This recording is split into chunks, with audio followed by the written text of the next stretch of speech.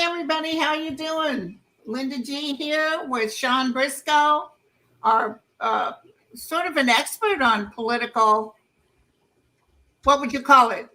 I've worked in politics for too long to not know stuff at this point.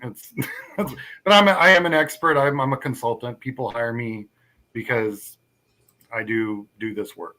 So We got Andre. I invited him because that's where I saw you, and I was so excited. I posted you on my page. Down below is, oh no, that's SteamYard. Sorry, I got the wrong thing on here. Sorry, you guys. Let me change that real quick. I put a banner up. Oh, they accidentally did StreamYard. Okay, so how do I remove this banner? Okay. He sent me his link, you guys. He's got a YouTube channel. I do. And I just need YouTube. Okay. Copy. And let's paste. Sorry about that, you guys. There it is. There we go. That's I am. So you can check him out. But let me tell you, him and I were just talking. I'm like just through the roof excited about the stuff he has to say. Let's start off with the first thing you were telling me. Okay. About the campaign manager for President Biden was on Morning Joe. Yeah, she was on MSNBC this morning. It was really great. Honestly, it's just nice to see them pushing back on this bizarre narrative. They've been relatively quiet, and what it is they're actually running a campaign, and so it's kind of like a big boat. It doesn't turn on a dime, especially when you've got 1,000 different people working all at the same time. National campaigns are grueling. I worked with Obama in 2008, and that was an 18-month campaign because we started in March of 2007, and we were all crying when he won because for a couple of reasons. One, Obama won, and two, it was over. We could all now go to sleep. Some of us hadn't been asleep in like 4 or 5 days at that point. So but wasn't his numbers sort of like teetotaling for a little while, and then you always knew he would win based on the numbers, correct? Actually, no. But in 2000, so you gotta understand the situation we're in. 2007, it was bad. That was the giant implosion of everything. It was incredible. It was like COVID without COVID. The economy had gone to crap. In Texas, where if Texas gets the sniffles, the rest of the country's got Ebola. Because we're an economy that pulls money out of the dirt in Texas. So when we were in trouble, we knew everything was going south. I remember driving up and down I-75 here in Dallas, and there was nobody on it because gas was. I live in the San Francisco. $4 and $5 a gallon, and that would be in today's money like $14 a gallon. It's no joke. It was insane. So March of 2007, a lot of us, had lived through enough Bush that we were good. Right. And that was my, I had friends that, had to go fight that war. I'm an ex-gen. So, I had friends that joined the Navy and spent 16 years in a desert because of that war. And so a lot of us were actually already very busily trying to work in 2006 during the midterms to change Congress so that there'd be some kind of check and balance over the military industrial complex that the Bush administration had fed just whatever they wanted. Dick Cheney and that whole thing, Halliburton, all that nonsense that was going on, just spending money. Conservatives aren't conservative. And making money too. Oh yeah, just borrowing and spending, tons of it. The Cheneys made out like bandits. Go look at who owns Halliburton stock back then. It's all the guys who were also funny making the decisions to, go into countries that had nothing to do with 9/11. So right, fun. Exactly. So that was the environment. So we had been, working in those races since 05 through 06. By 07, we were just angry. And so I swear to God, it started out with me and 5 people at a coffee shop on Greenville Avenue in Dallas. And that day I think it's like March 17th or something, we formed Obama Dallas like that minute. And there were 6 of us. Now, fast forward 18 months, and you're looking at an organization that had knocked on 400,000 doors, all volunteer driven. Like the Saturday before the March 4th primary in 2008, that Saturday, we knocked on 35,000 doors. That Saturday. So, yeah, no one's ever been able to repeat that. But we had 6,000 volunteers. You give me 6,000 volunteers, I'll do anything you want. It's just a matter of data organizing at that point. And people I work with have been doing this almost as long as I have. And at that point, I mean, I'll never forget, I was sitting, because I was the data director, for lack of a better, I was a founding member of Obama Dallas, and I was in charge of data. So just realized my phone's not on silent. Hold on a second. I just put my phone on silent. Yeah, I'm like, oh yeah, pretend you're in a movie. But Sean, you were just talking about they said they went to 100,000 doors. Yes, 100,000 doors in a week is what you said. Give me the numbers. You were saying, so what you're looking at is, so you can imagine, I would say that they probably talked to somewhere between 12 and 15,000 people in this past week. Keep in mind, it's all post-debate. It's all during the GOP primary. I mean, the GOP convention. So they're really getting people that are being inundated with a lot of negative news, negative press about Biden, and, should he stay in? Should he get out? Blah, blah, blah. You got Schiff in California opening his mouth for no reason. Oh, actually, he does have a reason. I'll get into that later. Yeah. But there's just lots of negative news. Well, anyway, 76% of the people they spoke with, according to what we heard on NBC this morning, 76% of them were like, all Biden all day. Dark Brandon, let's go get him, And then they had about 15% that were like, oh, I haven't really decided. And then they had a certain percentage that probably didn't wish to share. And a lot of people, and there's always that percentage that doesn't want to share. They're not even going to tell you they're undecided. They're just not even going to tell you. And they're not even going to tell you what their top 3 things are that they're most worried about, because, it's very private. And I respect that. If you want to keep your political ideas and your understanding of the world private, and when you get to the ballot box, that's when you make your decision, more power to you. I hope you read, some stuff before you get in that ballot box. But a lot of times it's, it's the gut. It's a lot of gut and so so 76% said they're behind. That's a great sample. Also, they talked to we'll say 15 people. Probably asked 5 to 10 questions. We'll say 10 questions just to keep the math easy. So 10 times 15,000 is 150,000 questions. The amount of data they out of those 5 states with, huge and accurate. If you go look at polling these days, it's all done by phone first. So you don't actually know, and we talked about this earlier, you don't actually know who you're talking to, right? So when I go to a door, or I have a canvasser who goes to a door, and they knock on that door, they know, because we know, our data tells us there's 2 registered voters, Jim and Jane. Jim's 56, Jane's 48. So when a 35-year-old female answers the door, that's not Jane. Whereas on the phone, you don't know that. Right. It could be Jane, could not be. Who knows? You don't know. So field programs are insanely accurate. I've been able to predict within half a percentage point, 2 weeks out, if we're going to win or lose. I've been able to show that, hey, the media is not working, or the messaging is not working, or we're not getting these kind of reports that we should be getting. Because we're not seeing it in the field. So that's when they'll add more television, or do more advertising on radio, switch it up a little bit, change the messaging. Like, hey, these are the three things that people care about, and we're not talking about any of them, then we'll change the messaging and say, hey, well, we got lots of opinions on these things. Let's go talk about that.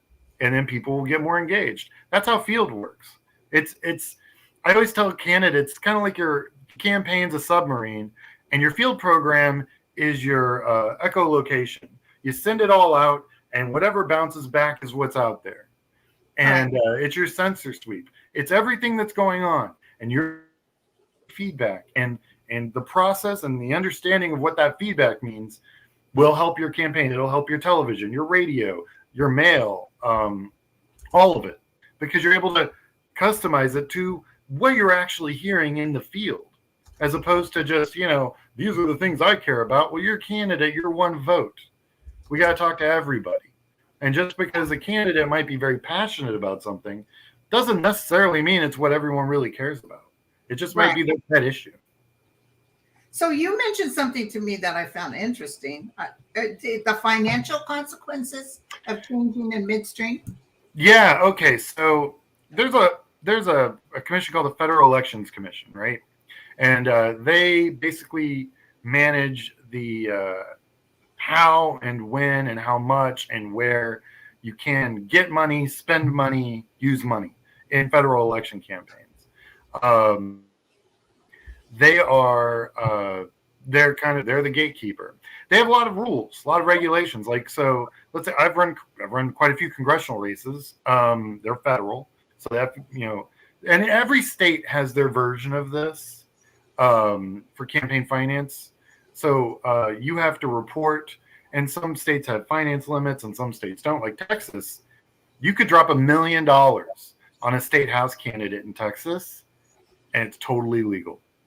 Is it legal here in California? Because when California is different, I think they have finance limits in California. Because when Governor Brown was running and that woman ran against him, she put more money in than she was a millionaire, and she still lost. Yeah, well, you can give yourself as much money as you want, but in Texas, let's say you're running a bunch of gas stations, and you want the regulations around how the states license or do whatever to those gas stations.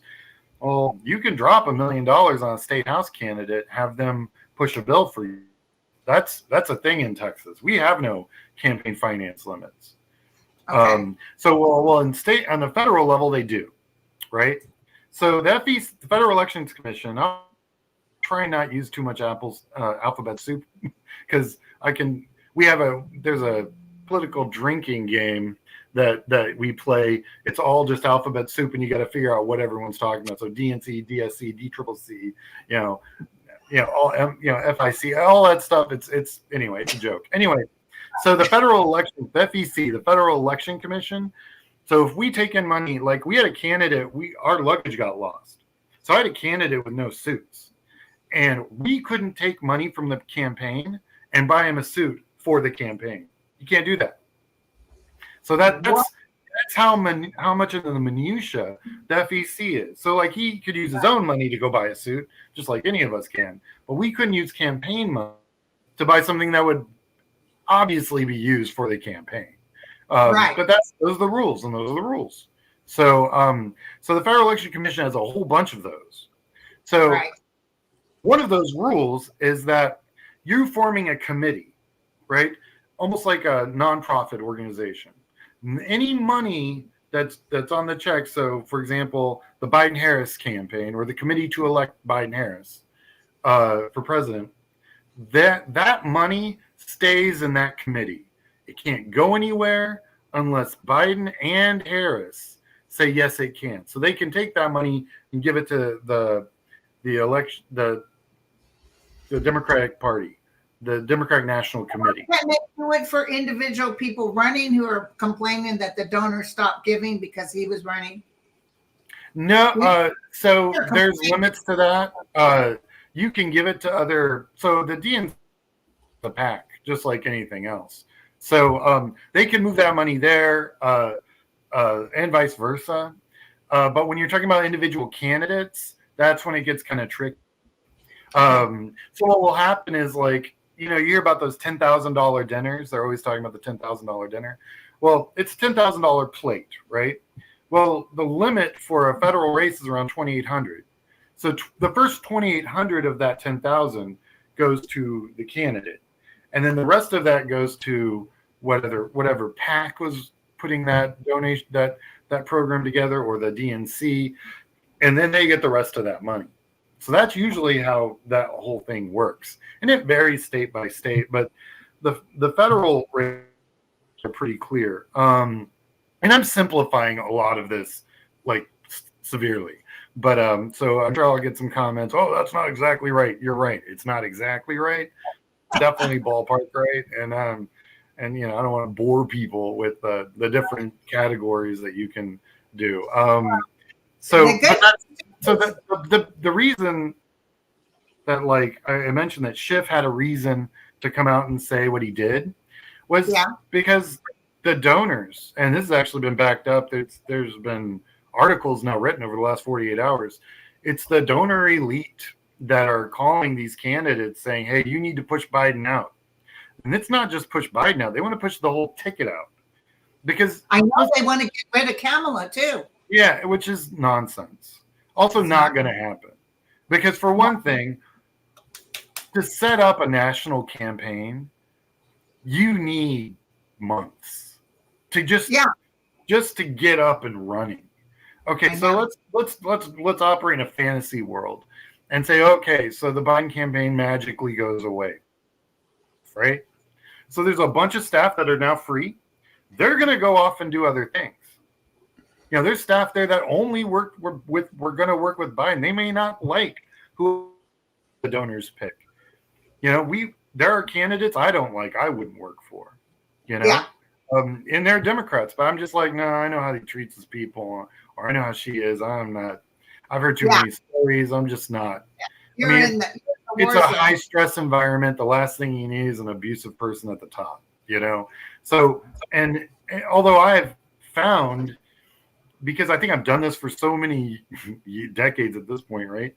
I can work with just about anybody. I've actually come into programs that were well on their way, but they needed a data director, and the last three guys had quit because the person operating the PAC at the top is a bit abrasive. I found her to be completely delightful. I like that she was no nonsense, and she got right to the point, and I didn't have to listen to a diatribe. She was very succinct, and I think some people can confuse that with rude. I don't confuse it with anything but getting stuff done. So I absolutely enjoyed her completely. And the other one guy didn't even last 2 weeks. And I was like, everyone, and then before I was onboarded, they're like, okay, so she's a little bit da-da-da. Are you going to be okay? A lot of, white guys my age, some of them have a problem taking orders from a woman of color. I mean, that's a thing. It's called chauvinism. I don't have to tell anyone on this thread that it's not a thing. It's a thing. I've only worked with minorities because I've worked in Democratic politics forever. So most of my candidates have either been the LGBTQ community, African American, Hispanic. In fact, the first candidate I ever worked for was Chamorro from Guam. Good luck. I've worked with Palauan candidates, Samoan candidates. So I can talk and work with anybody, right? Because I always had to. It was never a thing for me, because it's weird to have a candidate that looks like me. That's the outlier for me, because they mostly are female, person of color, LGBTQ. Not the straight white guys. I'm not my client's demographic. Right. So good news. The DNC chairman announced today that Biden is still the nominee. Yeah, he was never not going to be. No. Andre, we don't mean to exclude you here, but did you have a question for Sean? No, I'm listening to everything he's saying. The one thing that maybe he can speak to is this whole thing with the donors and the money. And what I was listening to this morning was that they're now also refusing to donate down ballot. So what does this mean? Because this is the thing that I think could put tremendous pressure on Biden, in that if that really dries up, what does it mean, to the campaign? And by the way, I'm totally with you that these theories that are out there about removing the entire ticket seem crazy to me. But what would happen, for example, is there a possibility that Biden just, in other words, that Kamala takes over rather than Biden? Does that still work, or is that completely out of the I question? mean, he'd have to step down, and he's not gonna. So, I mean, it's really, yeah. I mean, Well, the whole reason we have two is for, in case, God forbid, something bad happened. That's why we have two always. So just in case something like that goes down, we're and I ready heard for the that. money is co-linked. It's Biden Harris, so that money is linked to the two. So yeah, so Harris would then get all of the infrastructure and machine and the campaign and everything would automatic. Well, there would actually be no change at all, really. So this is the other thing. So the Heritage Foundation, which is the bad guys, they're the ones who wrote that Project 2025 nonsense. Those guys had already started working with states' attorneys general and stuff so that they would file lawsuits against anyone changing the name on the ballot for the election anyway. They were like, yeah, go push Biden out. Oh, and then we're not going to let you put your candidate on the ballot. Good luck. That is their plan. Okay, What? yeah, no, absolutely, 100%. They were reporting that a week ago. Oh yeah. That's that. It's always a game. It's always a gambit. They're always trying to muck up the process all the time, constantly. Look at all these new laws about voting, registering to vote. Look at all the new laws of actually voting. All of it's designed to muck up the vote. Now, you understand.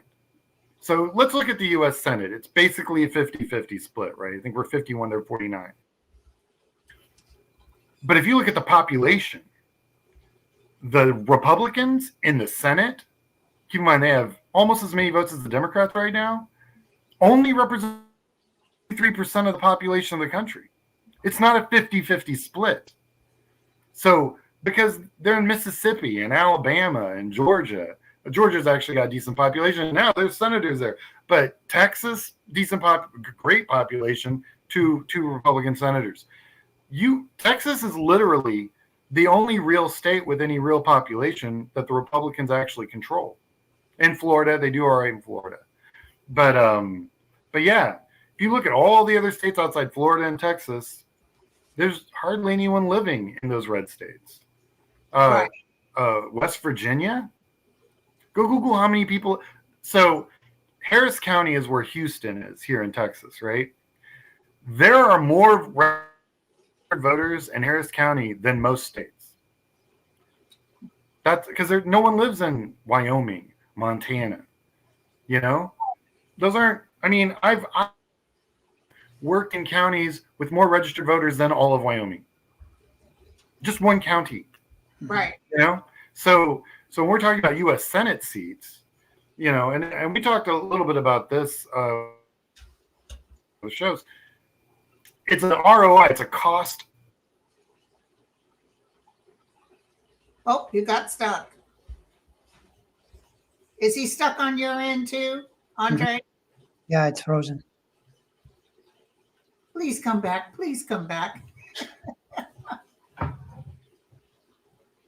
Oh boy. I want to ask him what he said on your show about the states that we know Biden has to win.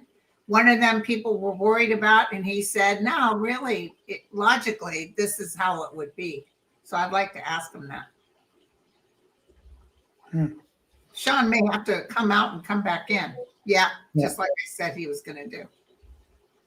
So this has been exciting. I'm glad the DNC chairman announced that Biden is still on the ticket. And Water Lily announced that on Twitter, Biden just wrote, I'm still in. off the planet. Mhm. I fell off the planet. My bad.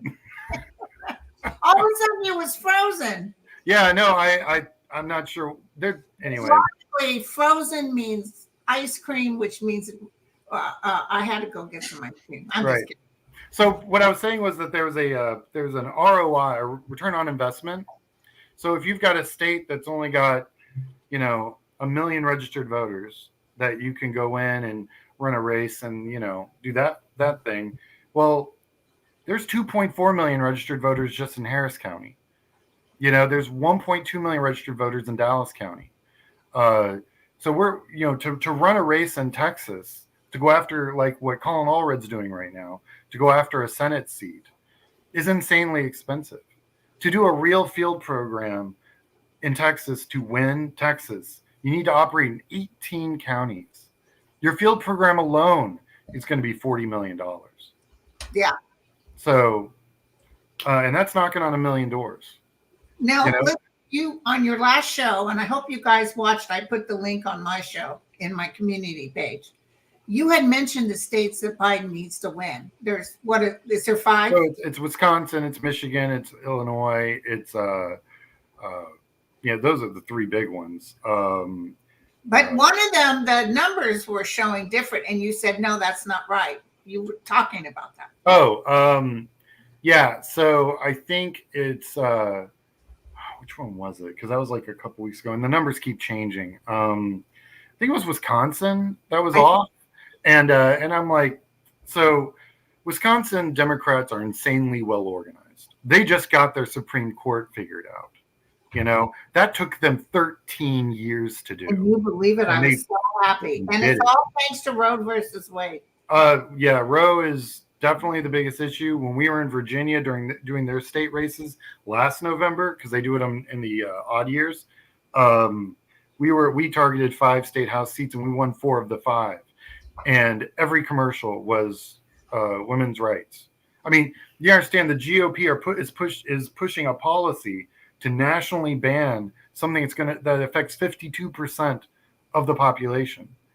The Supreme Court was designed to give rights to people, not take rights away.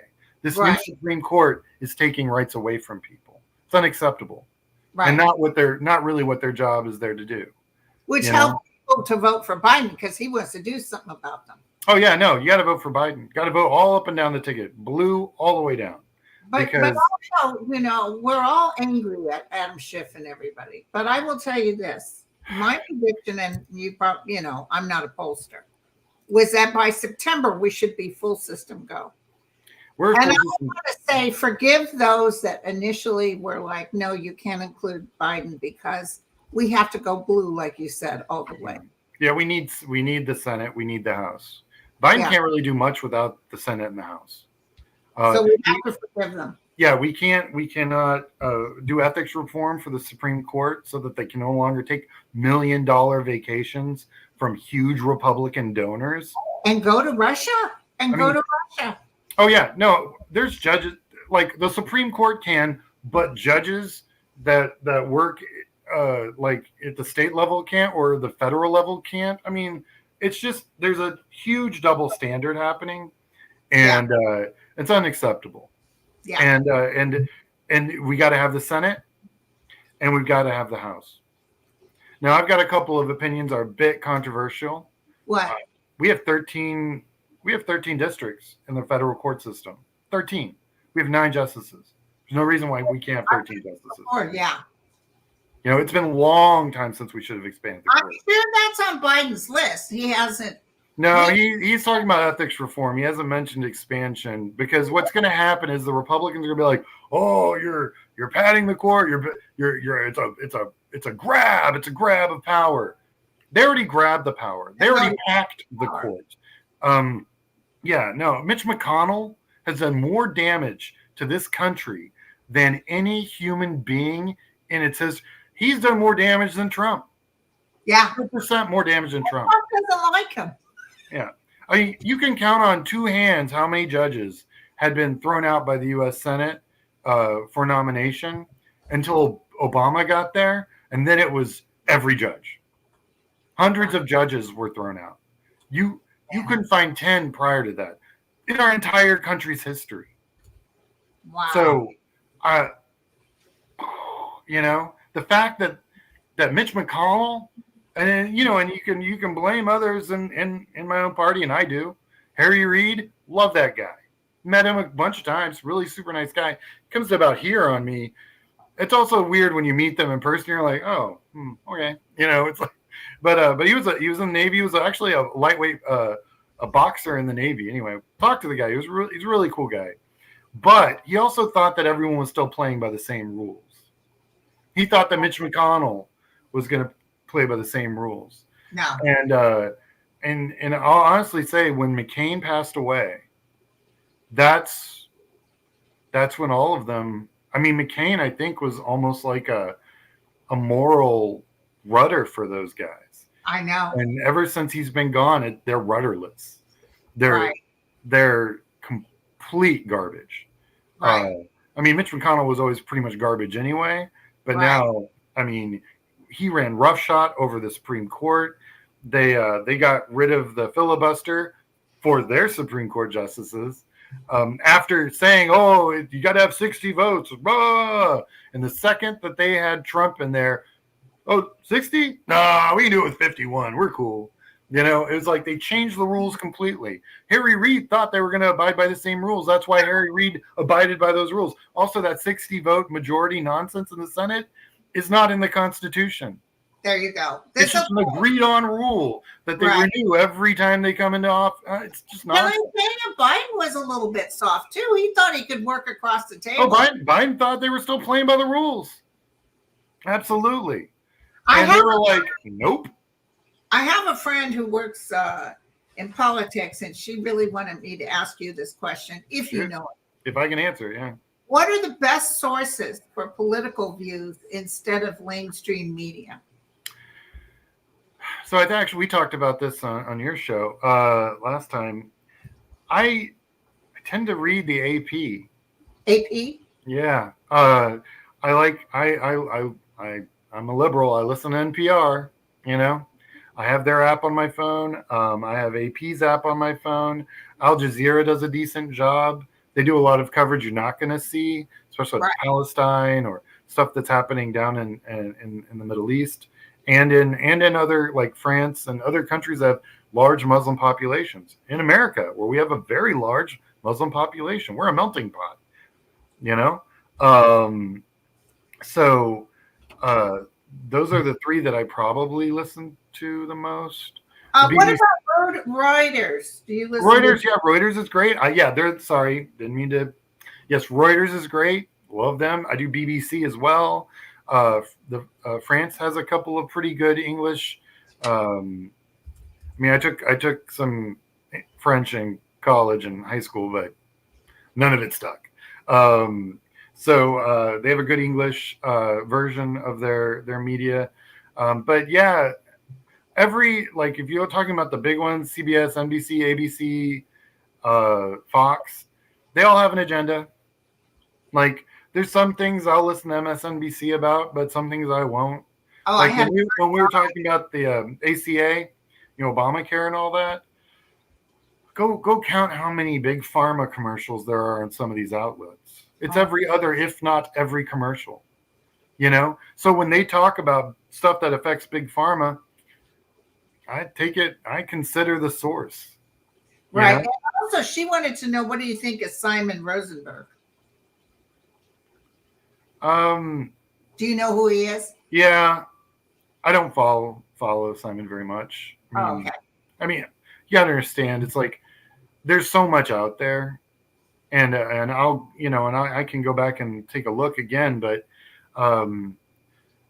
if I spent, I've got work to do. You got to triage and pick your sources and just keep checking in on them, because and understand, and never stop learning and never stop watching the news, because it's all coming through a filter. And once you understand that, you can see it, and then you can kind of like filter out their filter, if you know what I mean. Right. So I like going to the source. and Reuters and AP and those guys, if you actually go look, and it's pretty funny because I'll read AP and then I'll read, then somebody will share a New York Times article with me, and they'll cut and paste AP right into their articles. Absolutely. I've seen it. I've been reading this going, I've read this already today. Oh, it was in AP. Because they're just the facts. So if you're reporting, you have an opinion, it's what I call a fact sandwich. You got opinion, and in the middle there's going to be facts. And those facts are usually pulled right from whoever reported it, which is like the AP, Reuters, and all those guys. Right. Andre, you have another question? No, I'm just listening at the moment. I know that I've been looking at AP since Sean suggested it, and you can sense the tone is more neutral to what is happening and less, an article that leads with something more sensationalist. So that's totally true. No question. Yeah, it's like reverse clickbait. Yeah. It's almost boring to a point where thank you. I mean, it's just the facts. It's kind of what the news was, before the 24-hour news cycle started in the 90s. The news was, if you wanted to watch the news, you had 3 channels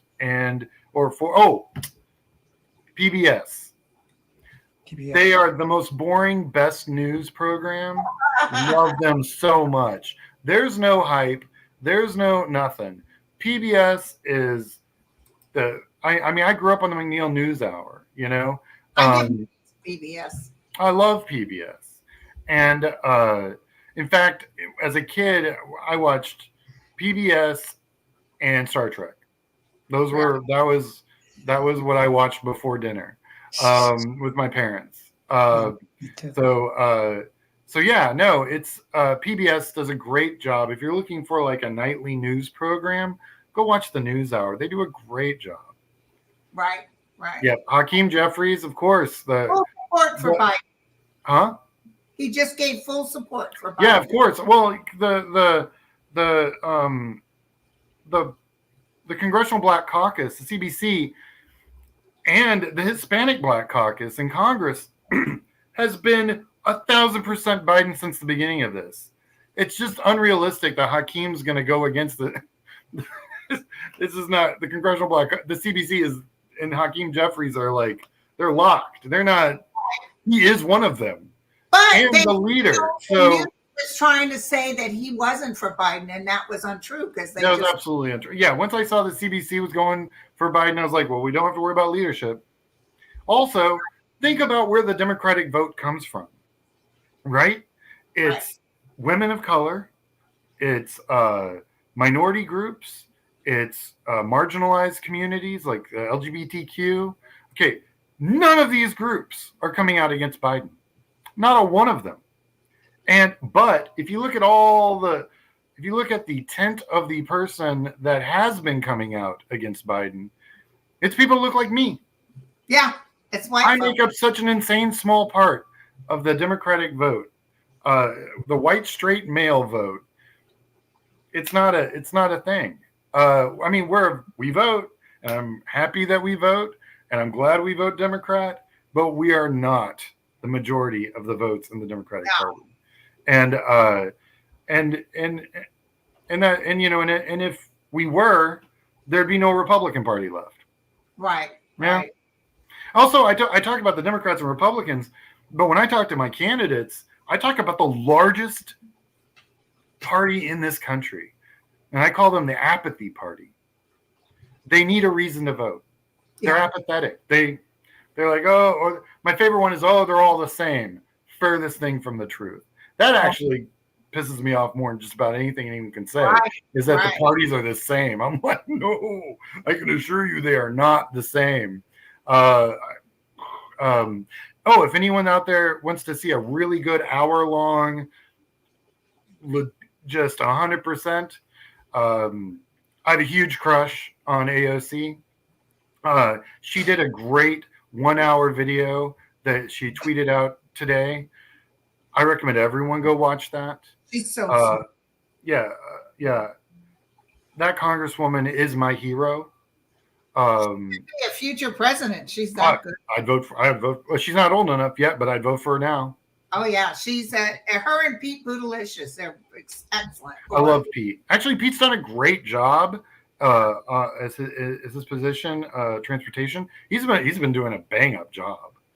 He's also been given the largest infrastructure building program since the 50s.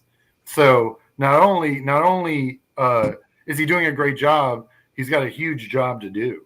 You know. And AOC, guess where she's at? Puerto Rico. What is she doing? She's giving electric generators and everything thanks to Pete Bootylicious and President Biden with the money they're doing to help our peoples.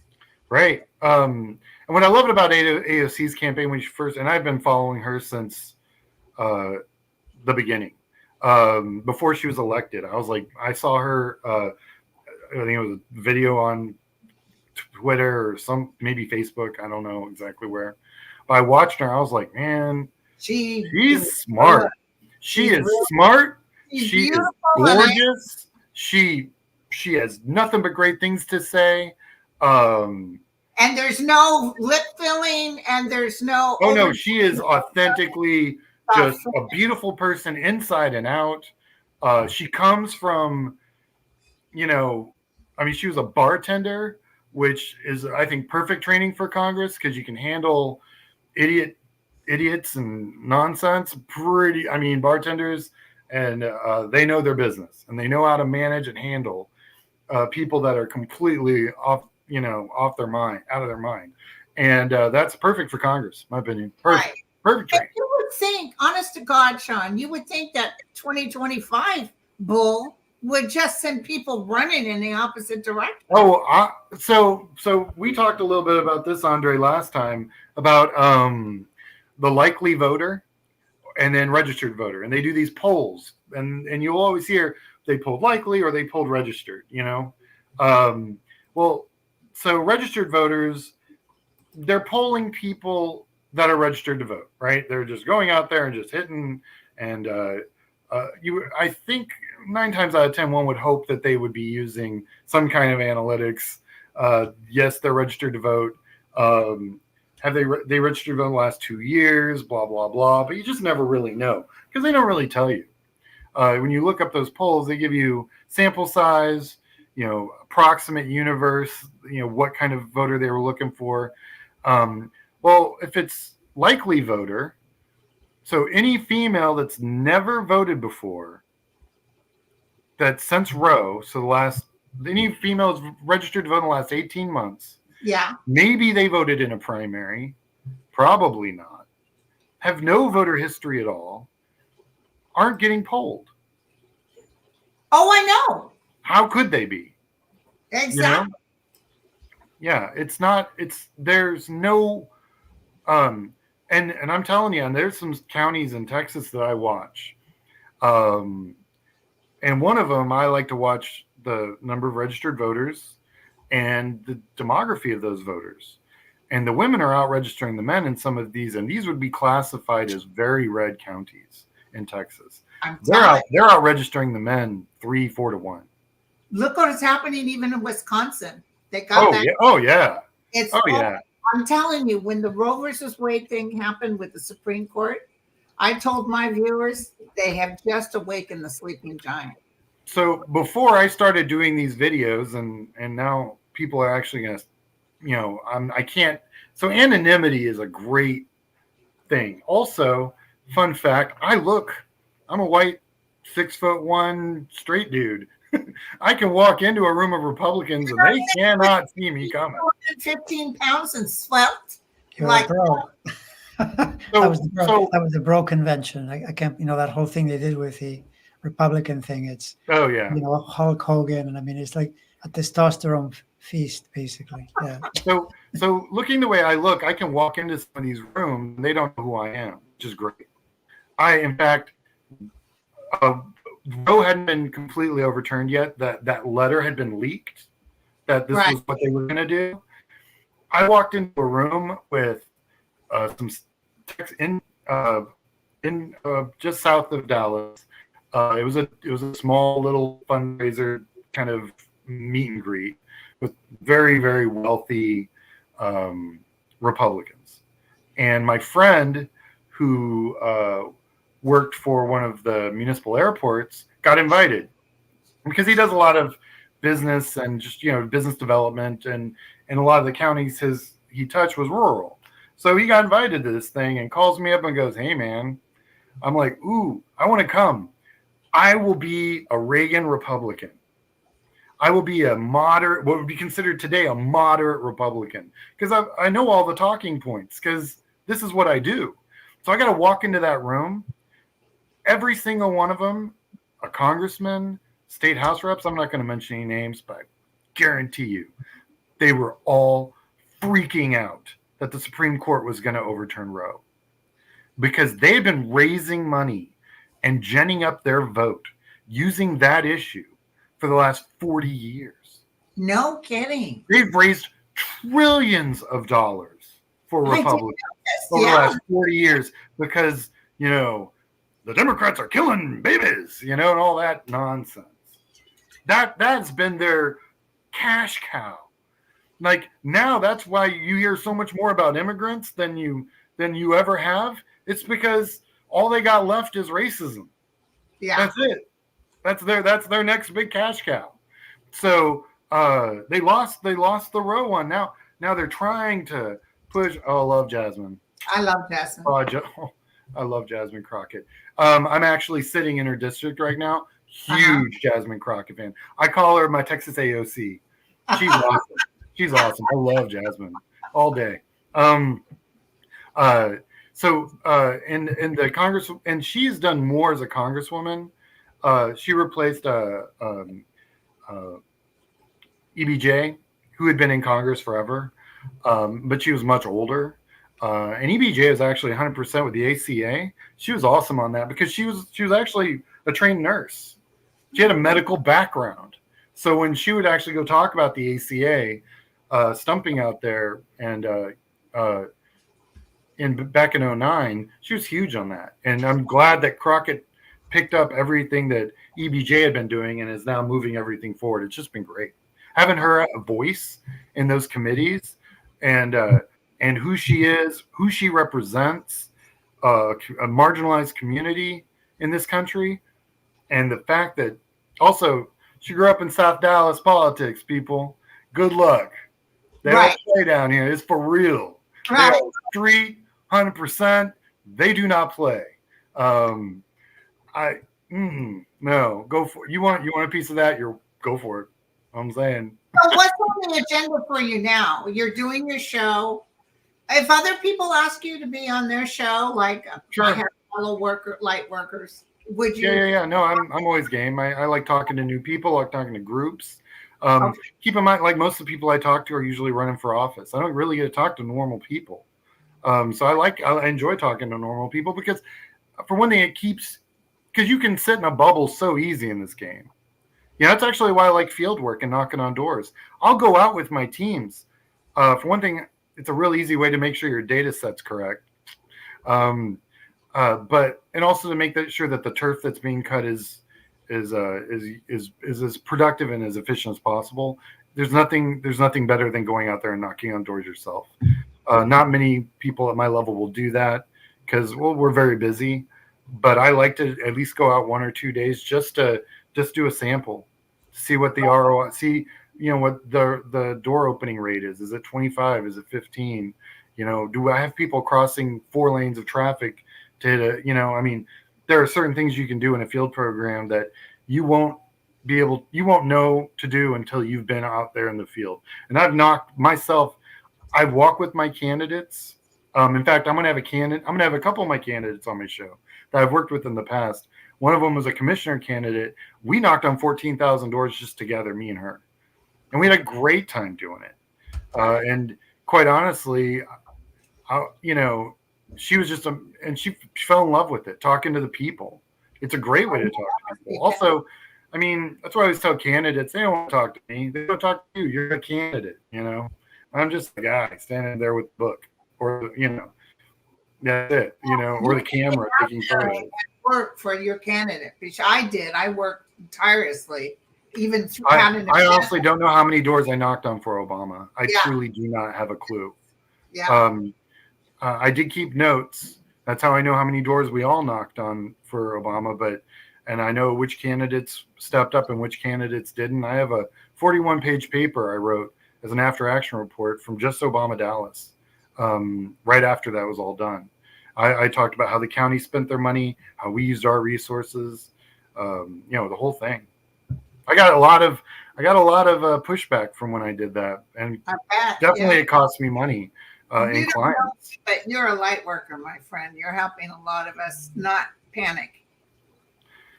I always panic. In my business, it's not, the question isn't, are you paranoid? The question is, are you paranoid enough? Everyone just go out there and be paranoid enough and go vote. And if you can't work for you, whoever you love, send a couple of bucks, send the money. Always. Yeah, no, there's, I also get asked this question quite a bit. I'd love to share this a little bit with your people. They always ask, well, where can I get the best information about the races that are in my area, blah, blah, blah. I'm like, the League of Women Voters. I cannot say enough about their organization. They are brilliant. Their voter guides are nonpartisan. Their voter guides are amazing. They're who I use. Because, and I'm in this, but a lot of times I'll be like in Wisconsin or Florida or someplace. I'm not at home where I should be reading the local news, learning about my local candidates.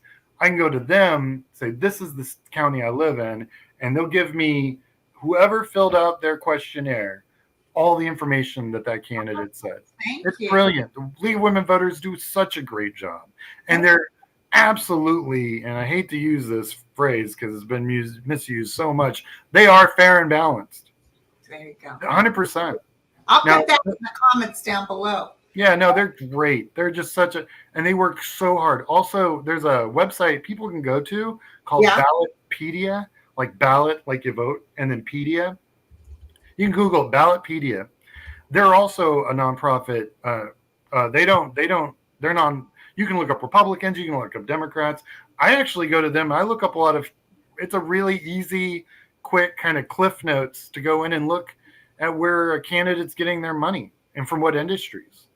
Oh yeah, it's super. Yeah, there's a lot of really good websites for that. But that one's good. It does a good job, and it's sometimes they'll be looking at like candidates that like city council and stuff and that level. They do drill into some of the bigger counties and actually do some really good work. And you can donate to them too, and they're 100%. They really do a good job. So listen, I don't like to go over. We're almost at an hour because people have a hard time staying awake. But can you believe we got 2,719 people in the room? Wow, that's awesome. Isn't that great? And that's listen, when you come back. Yeah. Well, great. I'll be back. No problem. Okay. What's cool is I'm probably heading to St. Louis. It looks like. Or maybe Florida. We're still figuring out where exactly I may be heading out. But I'm going to do from my channel. I'm going to do videos from the field talking about the different practices and like literally as I'm doing them, so that people can it kind of pulls the curtain back and says, "This is. Hey, anyone want to see some sausage made? This is it." So yeah, no, it's gonna be really cool, and it's a really interesting opportunity for me to be able to do that. It's one thing to tell people how stuff actually works when you're on the ground and in the field, and it's another thing to show them how it works when you're in the field. And I'll look real tired, big bags. It's 15, 20-hour work days are not unusual. Like when we were in Virginia, my day started at 6 a.m. and I usually finish doing all of my data reports by around 11:30, 12 at night. Dang. So those are real days, man. 16-hour days. They do not play. And so yeah, so those people out there doing this work, they say it's a 24-hour job. Yeah, it's real. Well, thank you so much, Sean. It was wonderful having you here. Thank you, Andre, for showing up. It's good to see you, Andre. I'll come back onto your show anytime. All right, man. Likewise. Yeah, well, and you'll probably be getting a lot of requests. So Well, I look forward to it. you'll It'll be fun. definitely. I want as soon as Biden says I'm not stepping down. Let's hook up again and He see. sent a letter to Congress, says he's not stepping down. I'm pretty sure he said it. I mean, I don't know how many more ways they want him to say it at this point. And the DNC chair said he's not stepping down, and Hakeem Jeffries. Hello. I know. It's all coming in today. Hello. Welcome All right. to Friday. Bye, you guys. Love you all. Bye, everybody. Everyone.